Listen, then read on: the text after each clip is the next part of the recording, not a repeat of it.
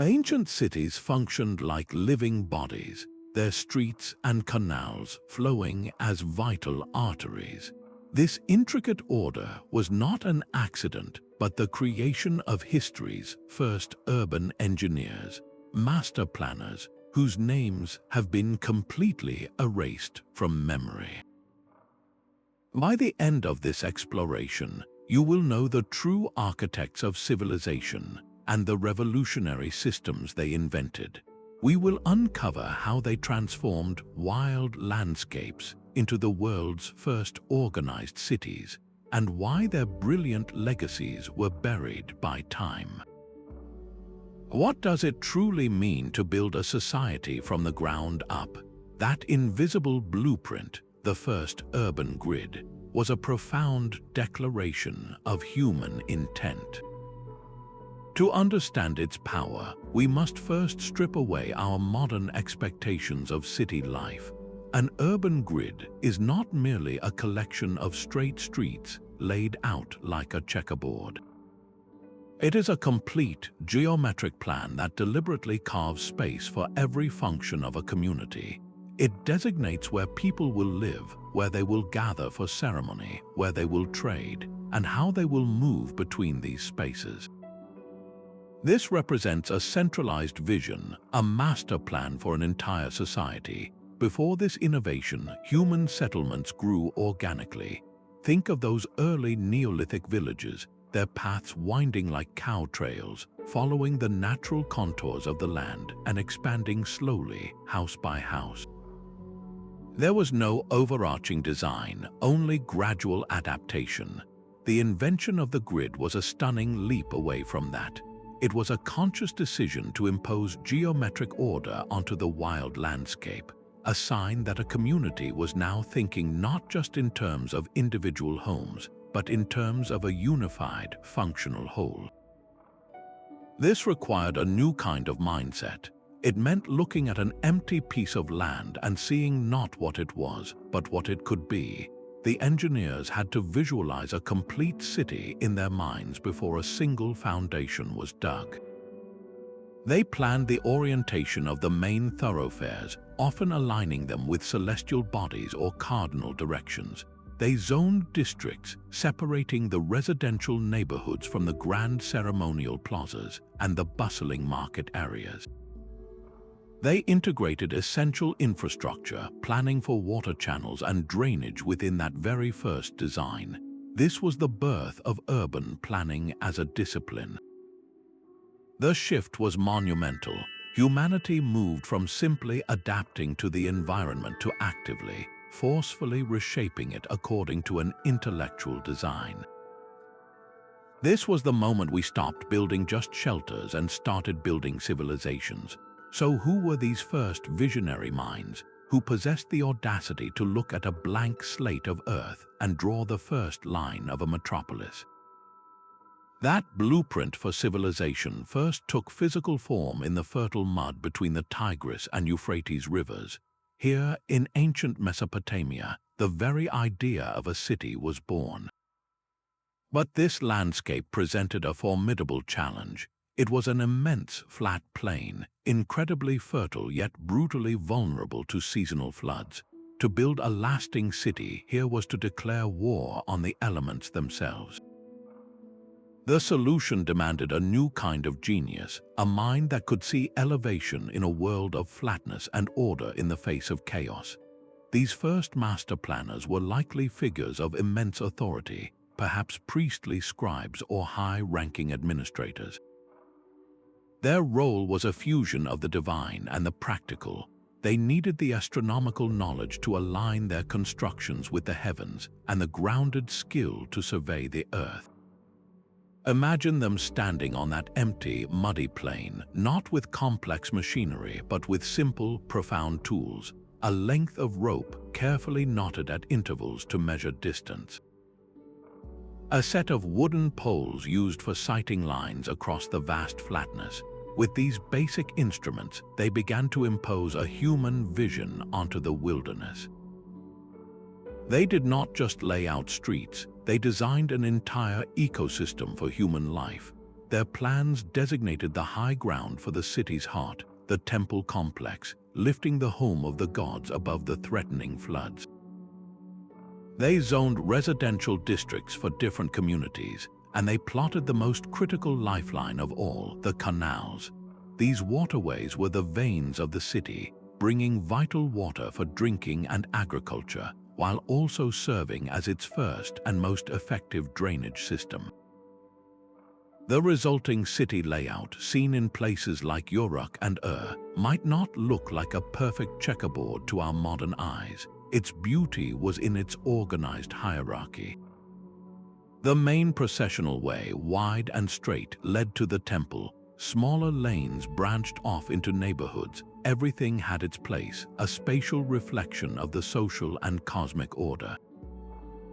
This was not just city planning, it was the architectural expression of a belief system, a physical testament to humanity's growing ability to manage not just people, but the very space they inhabited.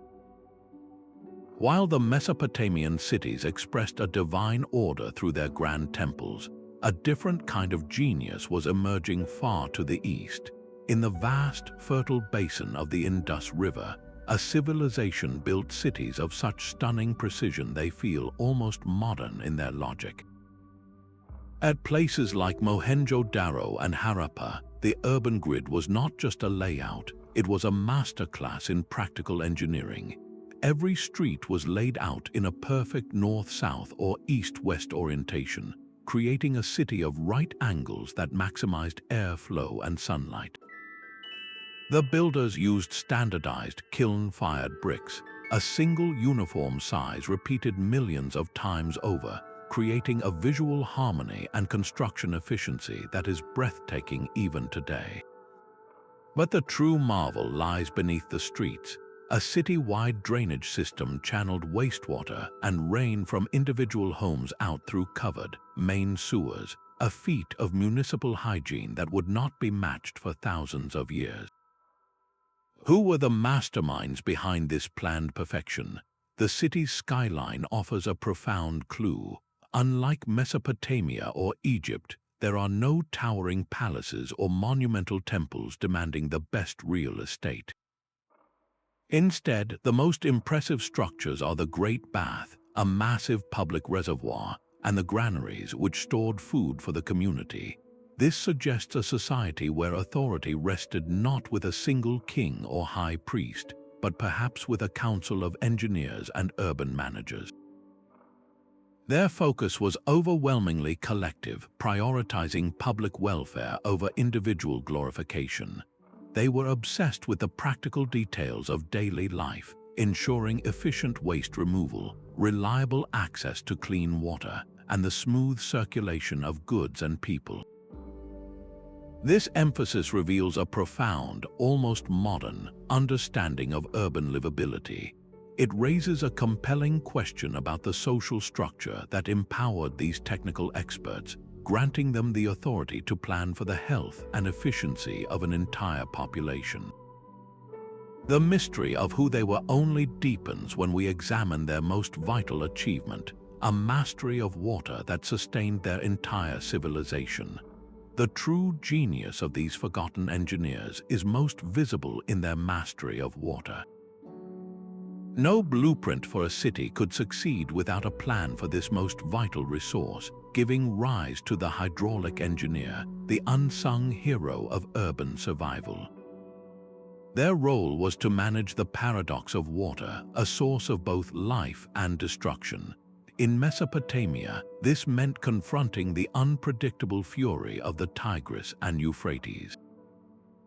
These specialists designed intricate networks of canals and diversion channels, a sprawling artificial vascular system that could capture floodwaters for irrigation and guide them safely around populated areas.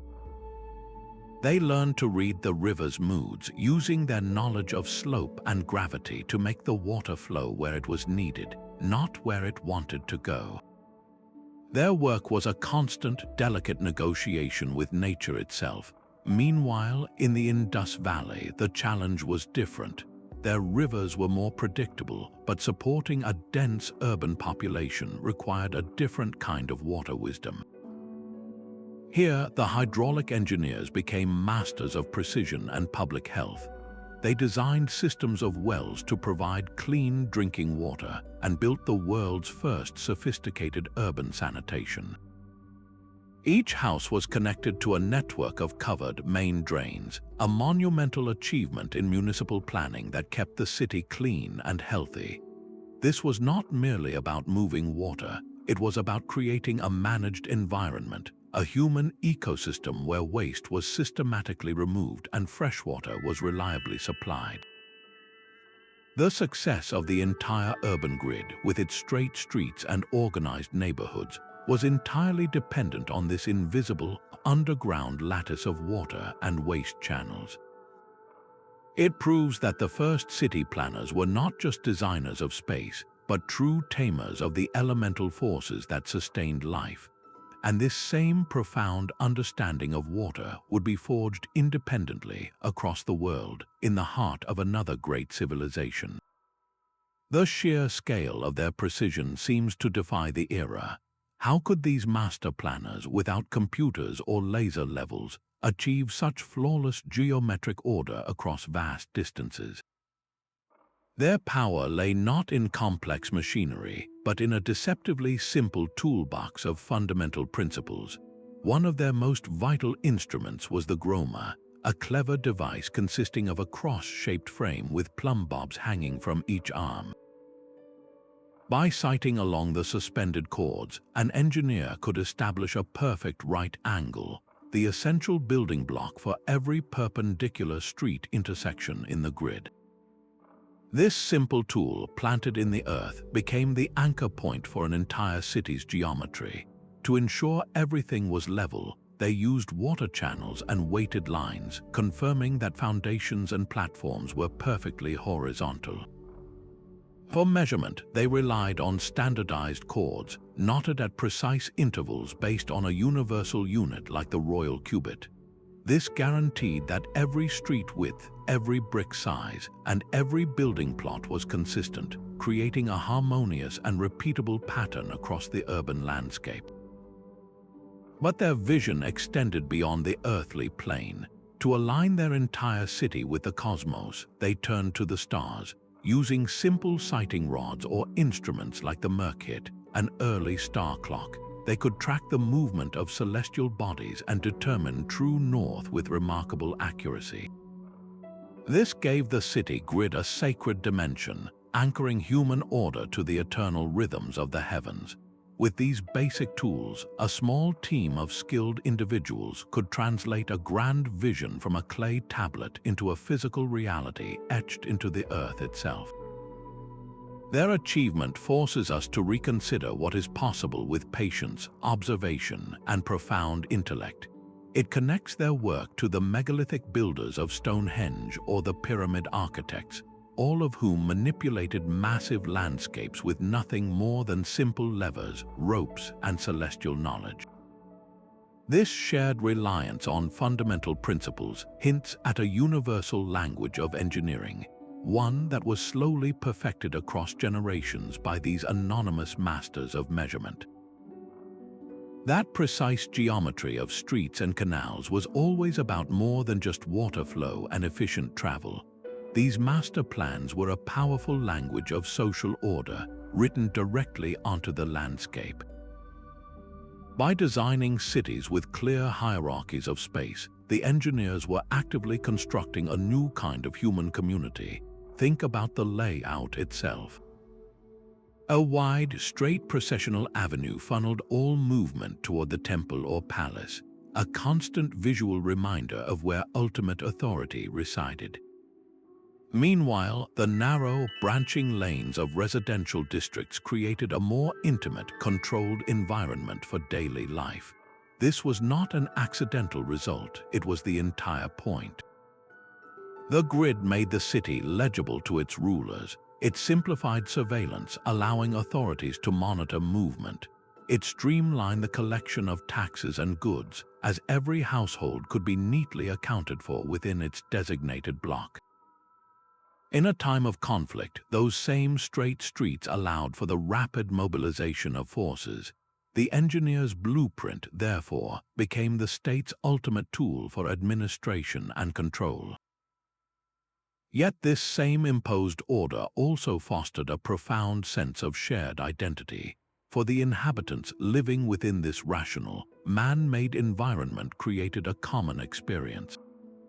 Everyone navigated the same geometric patterns, shared the same public wells, and lived under the same overarching design. This built a powerful feeling of belonging to something larger than oneself, a collective identity centered on the city itself. So these forgotten engineers held a dual role. They were technical experts solving problems of water and waste, but they were also social architects, consciously shaping the political reality and daily interactions of thousands. Their work wove together the threads of community cohesion and centralized authority, a complex legacy where the creation of unity was inseparable from the mechanisms of power. This duality raises a deeper question about the price of order and what happens when the system these builders created begins to falter. The perfect grid of Mohenjo-Daro stands as a testament to this philosophy of collective order. Rising from the Indus Plain, the city was consciously split into two distinct levels, a physical expression of its social and functional divisions. Below sprawled the lower town, a breathtaking expanse of streets laid out with the precision of a master draftsman. These were not meandering paths but deliberate corridors of movement, wide enough for two carts to pass and intersecting at flawless right angles. This created uniform city blocks, or insulae, a repeating geometric pattern that organized the entire community into manageable, efficient units. Yet the true heart of the city lay on the raised citadel, an artificial mound built with immense effort. Here, the engineers placed their most ambitious public works, structures designed not for a single ruler, but for the community itself. The most iconic of these is the Great Bath, a vast, watertight pool that represents a pinnacle of ancient hydraulic science. Constructed with finely fitted bricks and a layer of natural tar to prevent leaks, it was more than a reservoir. It was a civic and ceremonial center, a place for the entire community to gather and purify itself. This entire urban masterpiece, from the highest citadel to the lowest lane, was built upon colossal mud brick platforms. These foundations were the city's first and most crucial line of defense, a permanent solution to the annual flood threat that demonstrated a commitment to a future spanning centuries. And here lies the deepest mystery of Mohenjo-Daro. Nowhere do we find a grand palace dwarfing all other buildings. Nowhere are there towering statues of kings or inscribed pillars celebrating military conquests. The genius of its creators is entirely anonymous. Their legacy is not written in stone or boastful inscriptions. It is etched into the very brick and mortar of the city, a silent, sprawling monument to practical, collective intelligence. This profound anonymity forces us to look elsewhere, to question if other early cultures also chose to celebrate the system over the individual, building civilizations whose greatest architects deliberately faded into the background of their own creations. This cosmic alignment was the ultimate source of their authority. When a master planner in Mesopotamia declared that a main street must run precisely east to west, this was not merely a technical decision. It was a divine instruction drawn from observing the heavens. The city's central ziggurat was understood to be the axis mundi, the cosmic pillar connecting the earth to the realm of the gods. Every other structure, every street and canal was then oriented in relation to this sacred center. The entire urban grid became a vast cosmological map, a mirror of the ordered universe made manifest on earth. To live within this grid was to participate in that divine order, to have your daily movements harmonized with the eternal cycles of the sun and stars. This is why the engineer's role was so profound. they possessed the rare knowledge to interpret celestial patterns and translate them into terrestrial geometry. Using tools like the gnomon, a simple stake in the ground, they could track the sun's shadow to determine the solstices and establish true cardinal directions with astonishing accuracy. Their work ensured the city was in a state of ritual alignment, a condition believed to be essential for receiving divine favor, for agricultural abundance, and for maintaining cosmic balance. This fusion of roles, scientist, priest, and urban planner, meant their authority was virtually unquestionable. They were the keepers of both spiritual and practical truth, the intermediaries who could channel the will of the gods into the very bricks and streets of the city. The straight line of a processional avenue was therefore a prayer, a deliberate act of bringing human chaos into conformity with celestial perfection. This worldview, where every measurement held spiritual weight, raises a haunting question about the legacy of these anonymous builders. If their cities were so perfectly attuned to the cosmos, what cosmic shift occurred when their great works were finally abandoned, leaving only silent, geometric ghosts upon the landscape? Their silent cities are a testament to a forgotten mathematics. We have no surviving textbooks from these first engineers, no clay tablets explicitly outlining their geometric proofs. Their entire body of knowledge was written in a different language, one of right angles, precise alignments, and standardized brick. To lay out a city spanning miles with such flawless geometry required a deep, intuitive grasp of principles we would later codify with Greek names. They understood area and volume for calculating earthworks and materials. Most strikingly, they routinely employed the relationship between a triangle's sides to generate perfect right angles, a concept famously known as the Pythagorean theorem, but practiced by these rope stretchers millennia before Pythagoras was born. Their tool was a simple knotted rope. By creating a triangle with sides in a precise ratio, often 3, 4, and 5 units, they could always be certain one angle was perfectly square. This was the foundational act, the first sacred geometry that allowed every subsequent wall and street to align with celestial and terrestrial order.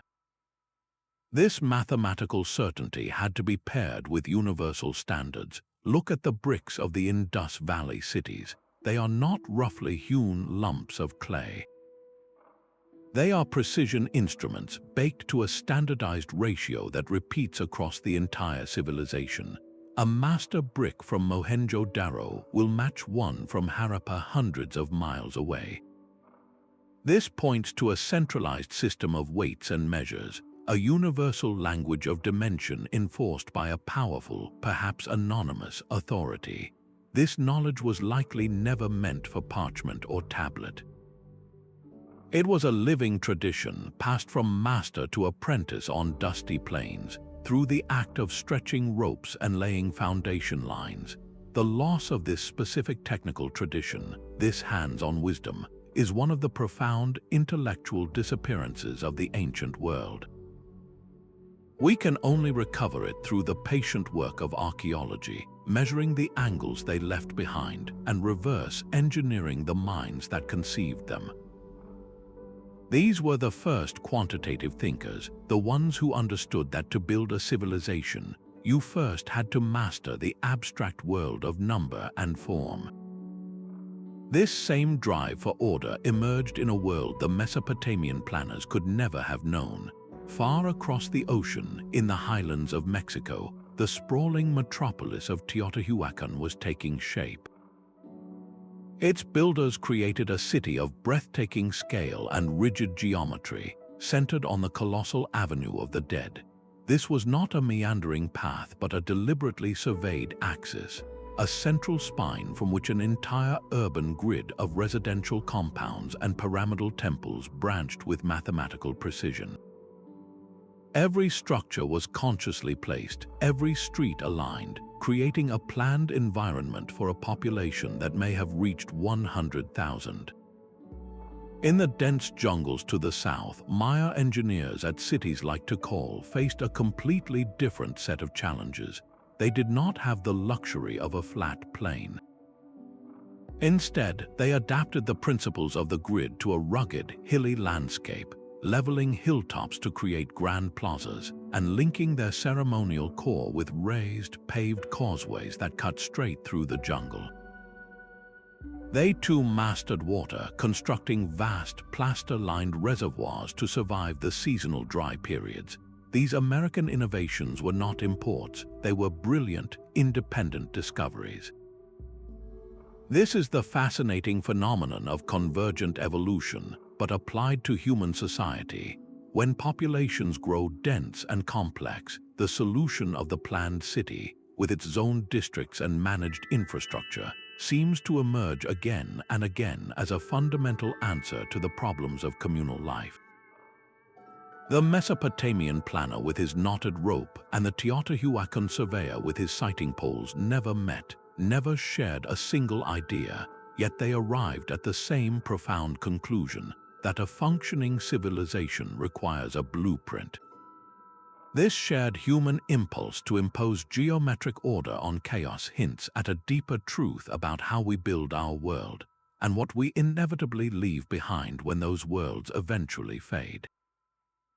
That leap from technical genius to large-scale management marks a profound shift in human history. Building a city required more than brilliant designs. It demanded an army of labor and the logistical power to command it. The master planner now had to become a master administrator, a key figure in a new class of bureaucrats who managed the very heartbeat of the project. Their concerns expanded from celestial alignments and drainage slopes to the more earthly matters of feeding thousands of workers, sourcing millions of bricks, and ensuring every team knew its precise task. This was the birth of large-scale project management. The key to this colossal undertaking was standardization. In Mesopotamia, this meant producing millions of identical mud bricks, each one conforming to a state-mandated size. In the Indus Valley, it meant every street was laid to a uniform width and every brick was fired to a perfect, repeatable ratio. This was not just about aesthetics, it was about ruthless efficiency. A standard brick meant any bricklayer from any team could pick one up and use it without a second thought. A standard street width meant the same cart design could be used everywhere. This modular thinking allowed for rapid, almost industrial-scale construction, turning a complex architectural vision into a repeatable, manageable process. We catch a direct glimpse of this bureaucratic machine in Mesopotamian clay tablets. These are not royal decrees or epic poems, they are mundane administrative records, the ancient equivalent of payroll and supply logs. They meticulously document the issuance of daily rations of barley and oil to the vast labor force. This simple act reveals a highly organized state apparatus capable of tracking, feeding, and therefore controlling the human energy required to build a city. The individual engineer, the solitary genius with his rope and sighting poles, was now a part of this system. Their personal brilliance became channeled through the needs of the state, their creativity bounded by the demands of standardization and logistics. This transformation of the engineer from a craftsman into a manager, from an individual into a cog in a vast administrative machine, represents a pivotal moment. It is the point where the creation of our world shifted from the hands of inspired individuals to the relentless, systematic engine of organized society, a legacy that shapes every major construction project to this very day. The blueprint for a city is only as strong as the materials that give it form. This was the ultimate test for the ancient engineer, a challenge that moved from abstract lines on a tablet to the physical reality of mud, fire, and stone. In Mesopotamia, the earth itself provided the primary ingredient, sun-dried mud brick. It was a material of compromise, incredibly abundant and easy to produce. yet tragically vulnerable to the very element it was meant to defy, water. A single season of heavy rain could melt an unprotected wall back into the plain from which it came. So the engineers innovated. They learned to build their most important structures, the temple platforms and the city walls, upon colossal foundations of rammed earth and rubble, lifting them above the floodwaters. For the critical arteries of the city, the drains and sewers, they turned to fired bricks, baking the clay into a harder, more water-resistant form that could channel the deluge without dissolving. This was a strategic allocation of resources, a clear understanding that different parts of the city demanded different solutions based on their function and exposure. To seal their creations against moisture, they tapped into natural tar pits, using bitumen as a powerful waterproofing agent for baths, reservoirs, and the crucial joints in their canal systems. This material wisdom extended to vast trade networks, bringing in timber from distant forests for massive roof beams and precious stone for foundations, all managed through the same bureaucratic machine that fed the workers. Their empirical knowledge of the physical world, gained through generations of trial and error, is visible in the very ruins we study today. The fact that these sun-dried brick platforms still stand after 4,000 years is not an accident. It is a silent, powerful tribute to the correctness of their choices. Meanwhile, in the Indus Valley, the approach to materials reached an almost industrial level of perfection. There, the engineers did not just use fired brick, they standardized it. Every brick, from the smallest house to the largest public bath, conformed to a precise, repeating ratio.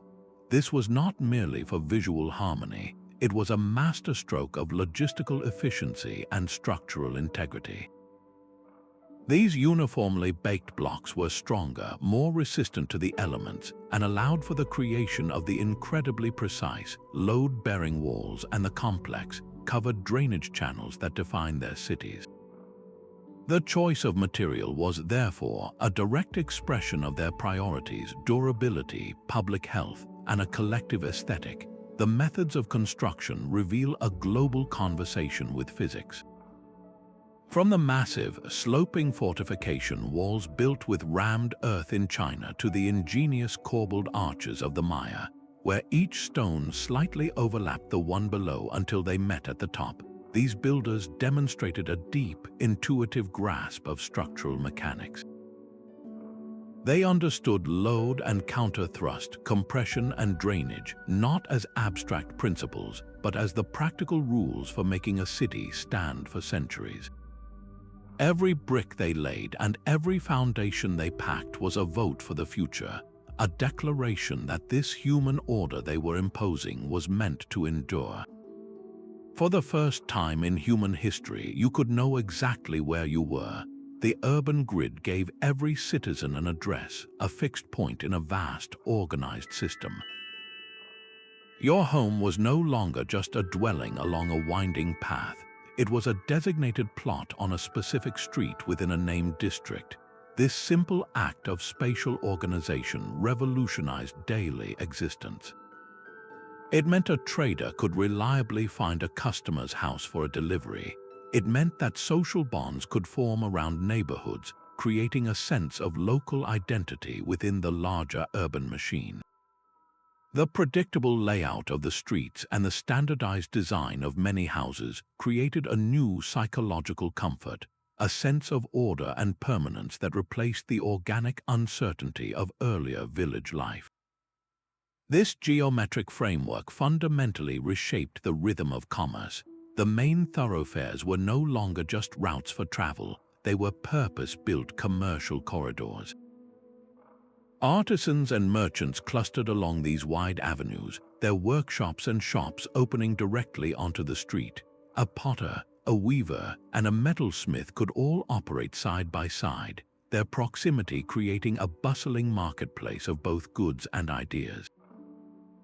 The predictable flow of people along the grid's arteries guaranteed a steady stream of potential customers, allowing specialized trades to flourish. This was the birth of the urban economy as we understand it, an economy of scale and specialization made possible by the engineer's master plan. Perhaps the most profound change was felt in the realm of public health. The reliable, clean water from public wells and the systematic removal of waste through covered drains created a living environment that was radically safer than anything before it. While ancient urban life still faced significant health challenges, this managed infrastructure dramatically reduced the risks of waterborne illness. The constant, unseen work of the hydraulic engineers meant that families could drink, cook, and bathe with a greater degree of confidence. This improvement in communal well-being allowed the city's population to grow denser and more stable, freeing up collective energy for cultural and technological pursuits instead of constant struggle against illness. This new planned environment fostered a unique social world. People from diverse trades and backgrounds now lived in close, organized proximity. The carpenter, the baker, and the scribe might all reside in the same block of uniform houses, their lives intersecting daily in the shared spaces of the street and the public well. This created a community that was both intensely interconnected and strangely anonymous. You lived shoulder to shoulder with hundreds of others, yet your identity was partly defined by your location within the grid itself. The engineer's blueprint had, in essence, written the script for a new form of human interaction, one where the geometry of the city shaped the geometry of your social life, creating a distinctly modern tapestry of collective existence. The similarities in these early cities present a profound historical puzzle. We see urban grids and sophisticated water systems arising in Mesopotamia, the Indus Valley, and later in the Americas. The core question is whether this was a case of shared knowledge or shared human instinct. Could the blueprint for civilization have traveled across the ancient world? The sheer distances involved are staggering, with entire oceans and impassable mountain ranges separating these cradles of innovation. This makes the theory of direct contact between, for instance, a Mesopotamian planner and a Maya engineer seem almost impossible. Yet the conceptual parallels are too compelling to ignore. This leads to the intriguing possibility of idea diffusion, a slow, subtle process where the core concept of a planned city, rather than a specific design, could have moved along ancient trade routes. A merchant traveling between regions might carry not just goods, but stories of the great, orderly cities he had seen, planting a seed of possibility in the mind of a local leader or a skilled craftsman. This seed would then be adapted using local materials and shaped by local beliefs, resulting in a city that felt uniquely its own, yet was born from a shared inspiration. The alternative explanation is just as fascinating: independent invention. This theory suggests that when human societies reach a certain level of complexity and density, the solution of the planned city becomes almost inevitable. The pressures of managing large populations, concentrating resources, organizing defense, and administering justice create a kind of evolutionary funnel. In this view, the urban grid is not an imported idea but a natural, emergent response to universal challenges, a logical conclusion reached by brilliant minds in complete isolation from one another. This puzzle forces us to reconsider the very nature of human creativity. Is innovation a spark that jumps from one culture to another, or is it a flame that can ignite independently wherever the conditions are right? The silent, geometric ruins left by these forgotten engineers do not give us a simple answer, but they challenge us to see the ancient world as a place of both astonishing connections and profound, separate genius. The silence surrounding these creators is one of history's great voids. We walk through the ruins of their meticulously planned cities, tracing the lines of their grand designs, yet the individuals themselves remain spectral figures, their names and lives erased by time. Who were the minds behind the grid? The archaeological record offers frustratingly few answers, presenting us with a choice between several compelling possibilities. Were these master planners slaves, compelled to labor under the whips of a despotic king? The sheer scale of the work might suggest a vast, unwilling workforce. Yet, the precision and profound intellectual insight required for such planning argues against this. A slave can haul a brick, but could a coerced mind conceive the perfect alignment of a city with the stars or engineer a continent-spanning drainage system? It seems unlikely. Perhaps they were revered sages, individuals whose knowledge of mathematics and astronomy was considered so profound it bordered on the divine. In this scenario, their authority would have been unquestionable, their word a reflection of cosmic order. A third, equally plausible possibility is that they were simply highly skilled craftsmen who rose through a system of merit.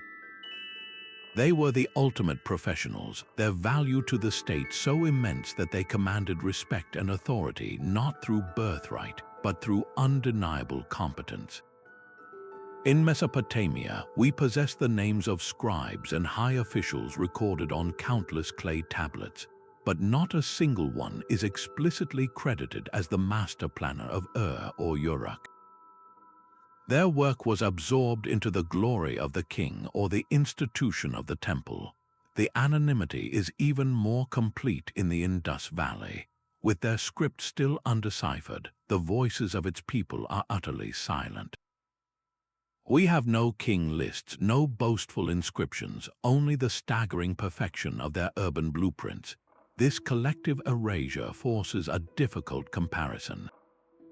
We all know the names of the pharaohs for whom the pyramids were built, but how many can name the genius architect who solved the monumental engineering problems to make them possible?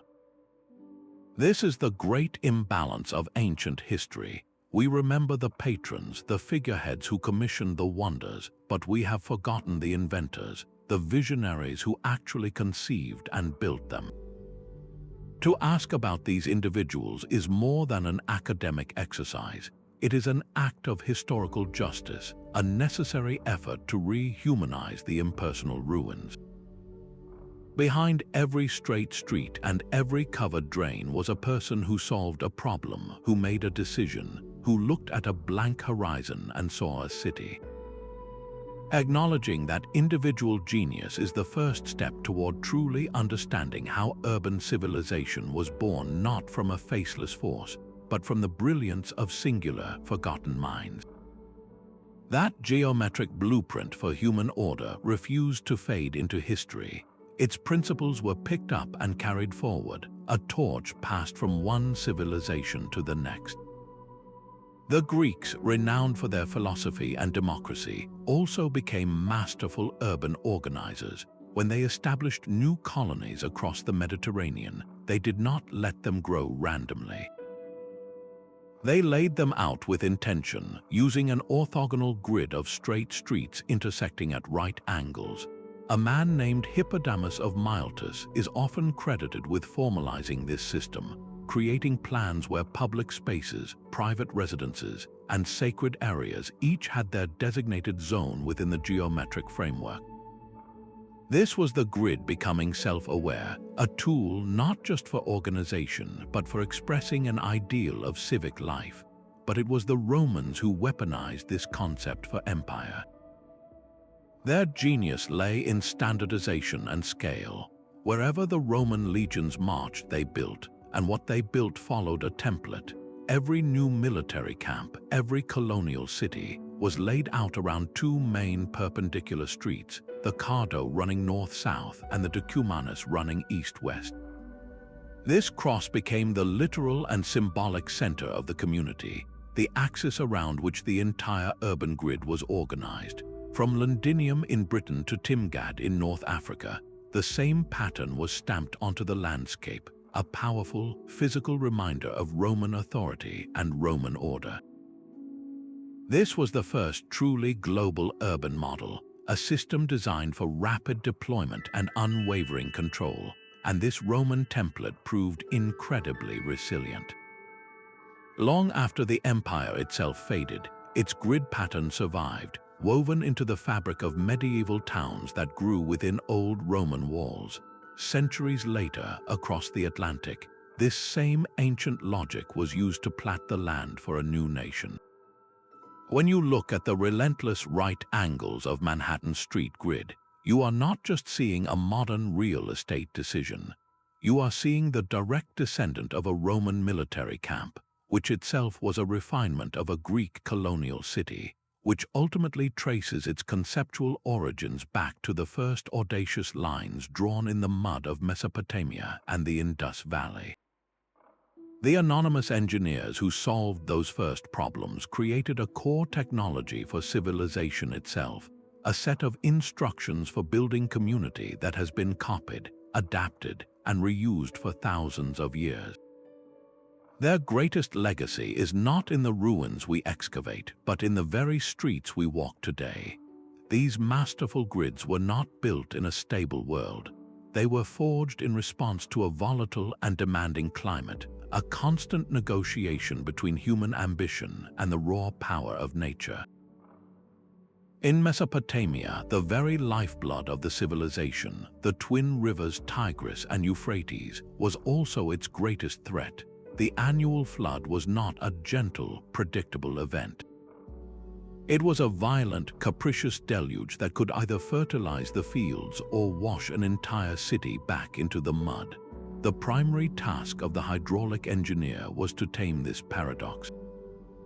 Their intricate networks of canals were not merely for irrigation. They were a massive system for flood control, designed to capture the surging waters and divert them safely away from populated areas.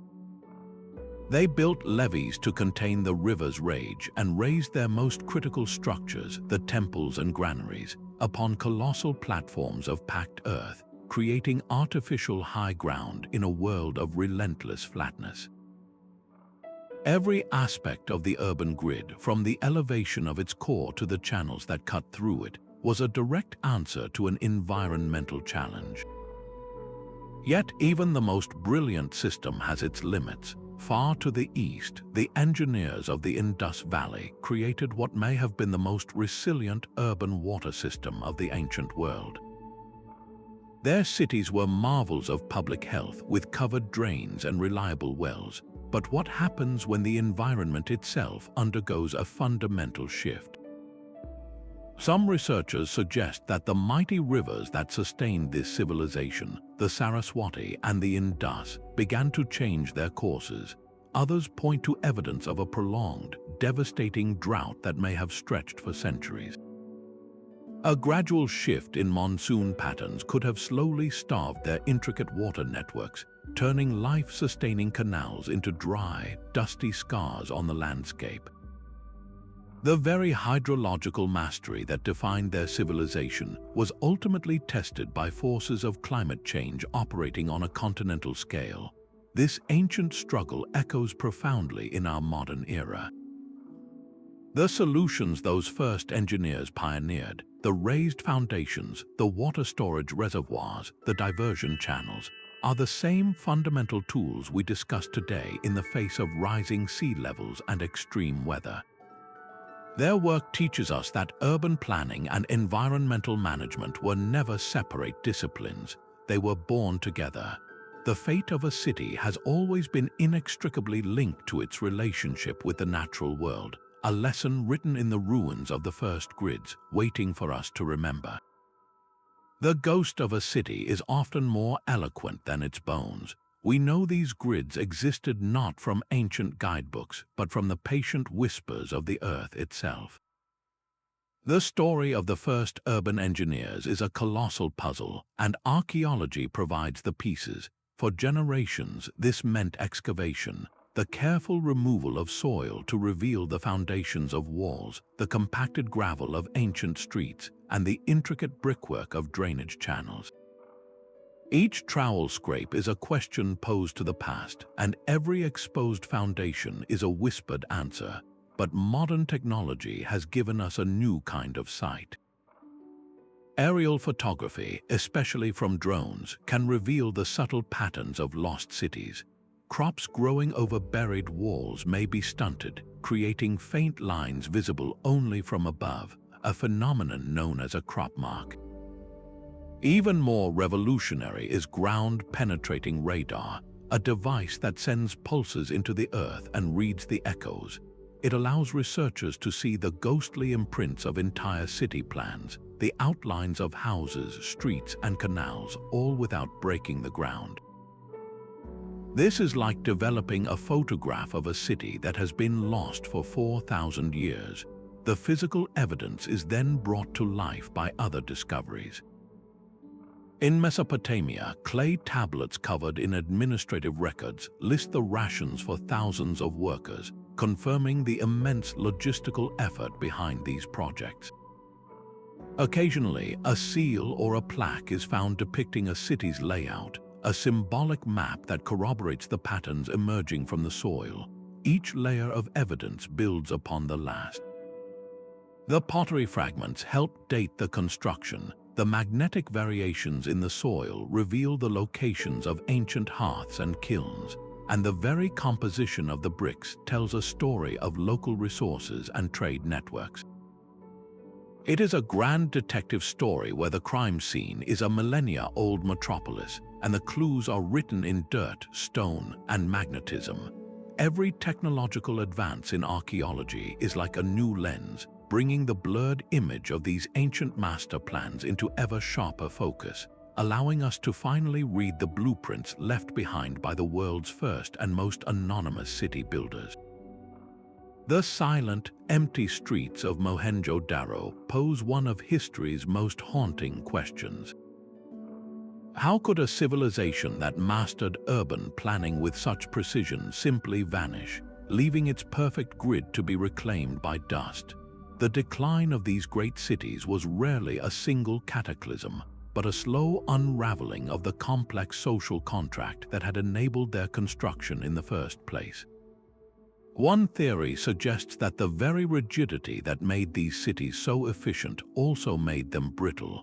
A society built on a master plan requires immense centralization, a top-down control over labor, resources, and daily life.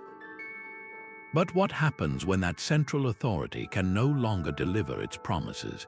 A prolonged drought, a shift in river courses, or a series of poor harvests could have shattered the trust between the ruling engineers and the populace. If the granaries emptied and the canals ran dry, the entire justification for such strict social order would collapse. The grid itself, a symbol of control and stability, could become a cage, its geometric perfection a bitter reminder of a broken system. This points to a deeper vulnerability, an over-specialization that may have left these societies unable to adapt. The engineering class had perfected a way of living for a specific set of environmental conditions. When those conditions changed dramatically, their sophisticated solutions designed for one world may have become obsolete in another. The intricate water management of the Indus Valley, for example, was a marvel of hydraulic science. Yet if the monsoons failed for generations, no amount of engineering could summon rain from a permanently cloudless sky. The very efficiency of the grid might have even accelerated its own downfall by enabling overpopulation, pushing the local environment beyond its capacity to sustain such dense concentrations of people. This is the ultimate paradox of their achievement. The grid was a technology for building civilization, but it was not a guarantee of its immortality. Its endurance was entirely dependent on the health, adaptability, and continued cohesion of the society it served. The abandoned foundations and empty canals stand as a timeless lesson, a warning that the most brilliant human systems are still part of a larger, unpredictable world, and that no design, however perfect, can forever hold back the tides of change. The challenges of modern urban living feel uniquely ours, yet they echo the very same problems solved by the first city builders millennia ago. a 21st century planner grappling with traffic congestion and unsustainable sprawl is, in essence, facing a new version of the ancient struggle to balance human needs with environmental limits. The solutions we now champion as revolutionary, concepts like walkable neighborhoods and mixed-use zones, were foundational principles in Mohenjo-Daro and Those ancient engineers designed cities where daily necessities were within easy walking distance, where homes, workshops, and public spaces were integrated into a single, cohesive unit. This was not an aesthetic choice, it was a recipe for a functional and resilient community. Their work proves that the most advanced urban design is often about rediscovering a very old, very human scale. The timeless value of shared civic space is another lesson written in their ruins. The Great Bath of Mohenjo-Daro was not a private luxury. It was a monumental public investment, a place for the entire community to gather, interact, and partake in a shared experience. It served a function far beyond hygiene. It was an anchor for social cohesion. In an era where public parks and community centers are often the first budgets to be cut, these ancient reminders underscore that a city's health is measured not just in its economic output, but in the vitality of its shared spaces. Perhaps their most critical lesson for our time is their holistic approach to water. They did not see supply, drainage, and flood control as separate issues managed by different departments. They were interconnected parts of a single, life-sustaining system. A canal brought drinking water and irrigated fields, while also serving as a channel to carry away floodwaters and waste. This integrated thinking is the gold standard for modern sustainable design, a powerful model as we face our own crises of water scarcity and climate-induced flooding. The first engineers understood a profound truth we are now relearning. A city is not a collection of independent buildings, but a single, complex organism. Every decision about a street, a drain, or a public square ripples through the entire system. In their relentless focus on creating a holistic, human-centered environment, they achieved a level of efficiency and resilience that our own fragmented approaches often struggle to match. Their legacy is a challenge to our modernity, asking us to look back in order to move forward, and to remember that the ultimate purpose of a city has always been to nurture the community it serves. That straight line etched into the earth was a declaration of war against chaos itself. Beyond the practical needs for water and waste removal, the urban grid served a profound psychological purpose. It was humanity's first and most powerful statement that the world could be shaped by reason, that the unpredictable wilderness could be tamed by the predictable right angle. This was not merely an engineering choice, it was a philosophical one. In the ancient mind, the act of creation was synonymous with bringing order from a formless void. The gods were said to have done it in the beginning, separating the sky from the earth and the waters from the land. When those first engineers laid out their geometric plans, they were performing a smaller, human-scale version of that same cosmic act. They were the earthly agents of an ordering principle, transforming the meaningless chaos of the natural landscape into a meaningful, human-centered universe. This deep-seated need for structure helps explain the grid's persistent reappearance across the globe. From the rigid planning of a Roman colonial town to the sprawling street matrix of a modern metropolis, the form emerges again and again. It is not always the most topographically efficient solution, often ignoring gentle hills or winding rivers, but its power lies in its cognitive simplicity.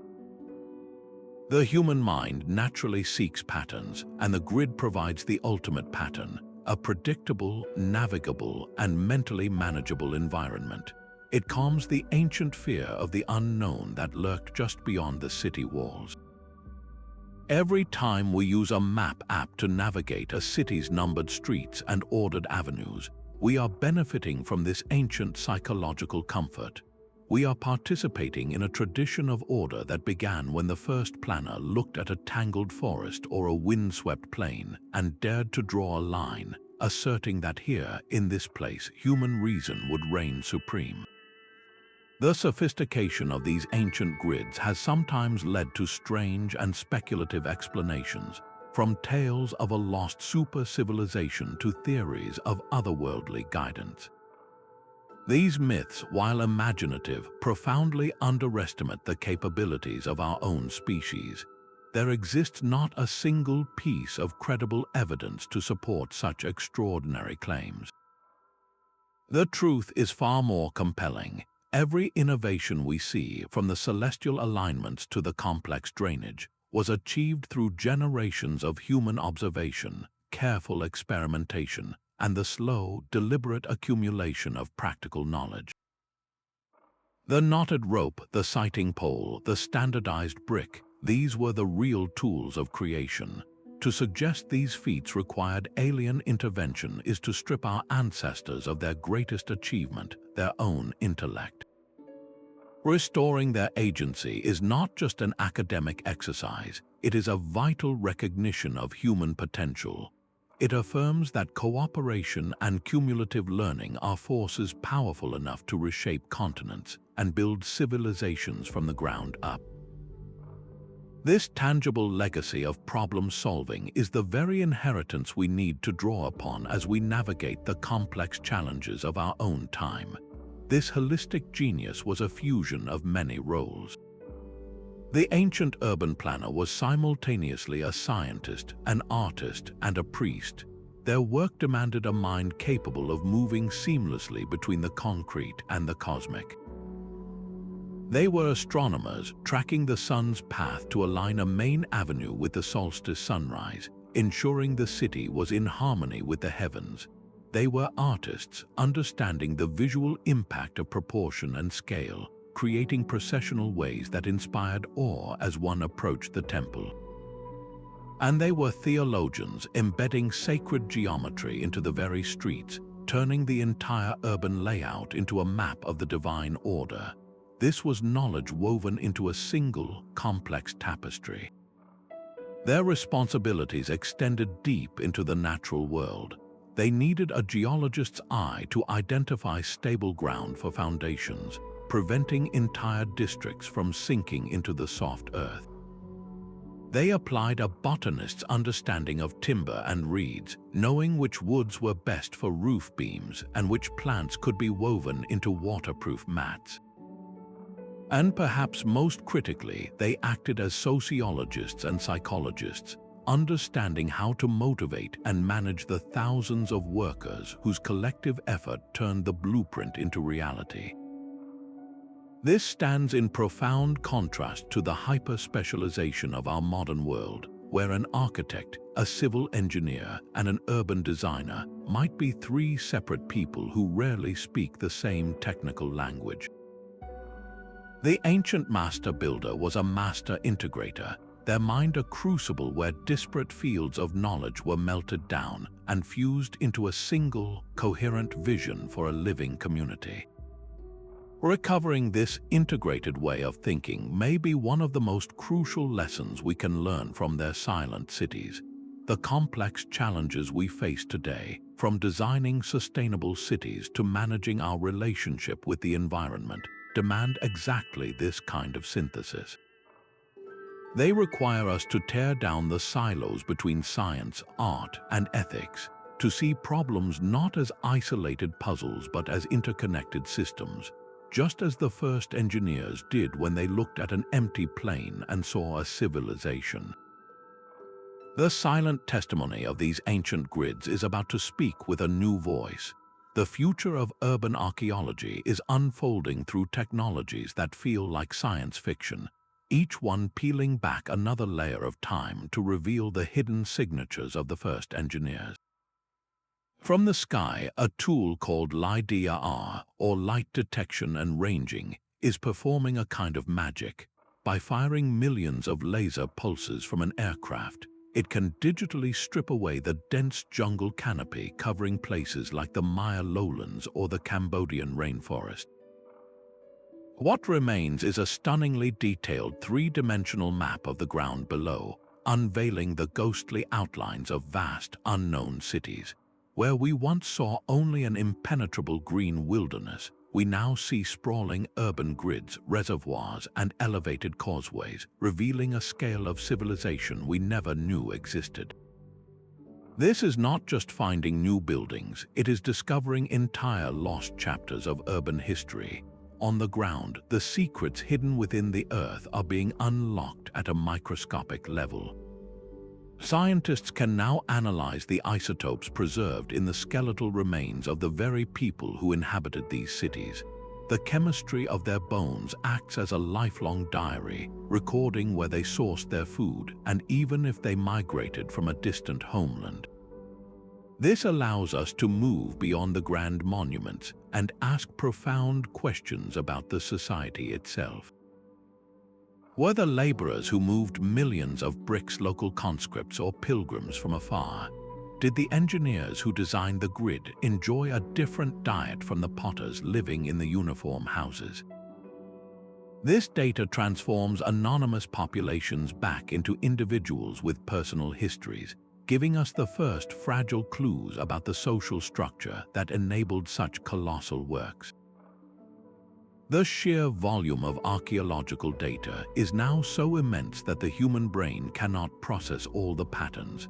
This is where artificial intelligence enters the story. Machine learning algorithms can be trained to scan thousands of satellite images, looking for the subtle topographic signs of buried walls or canals. They can analyze the distribution of millions of pottery fragments across a continent, tracing trade routes with a speed and accuracy no single researcher could ever match. These technologies are not replacing the archaeologist, they are giving them superhuman sight, allowing them to see connections and patterns on a civilization-wide scale.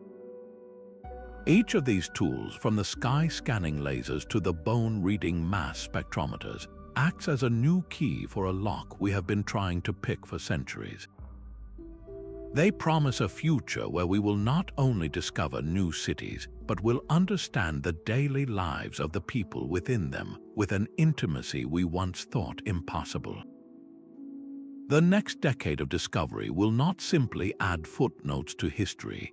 It may very well force us to tear out entire pages and rewrite the story of urban civilization from its very first lines. The silent geometry of their cities is their only lasting signature. We have walked the ghostly grids of Mesopotamia, marveled at the hydraulic genius of the Indus, and traced the celestial alignments of the Americas, uncovering the profound truth that civilization itself was a deliberate invention. These first engineers were more than builders, they were philosophers of space, translating the abstract concepts of order, community, and cosmic harmony into stone, brick, and clay.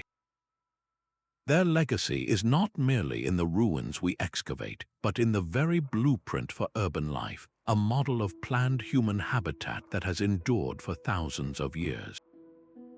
Though their individual names are erased by the centuries, their collective achievement surrounds us every day. It is there in the predictable pattern of your downtown streets, in the water that flows from your tap, and in the shared public spaces where communities gather. Their story is a powerful reminder that human progress is a mosaic, painstakingly assembled by countless anonymous hands and minds. The true foundation of our world was laid not by kings and conquerors whose names fill the history books, but by these forgotten innovators who first dared to impose a beautiful, functional order upon the wild earth. So the next time you walk through a city, pause for a moment, look past the glass and steel, and see the ancient patterns lying just beneath the surface. Recognize the enduring spirit of integrated, human-centered design that they pioneered. Let their memory inspire us to build our own future with the same wisdom, foresight, and profound respect for the community they so brilliantly served.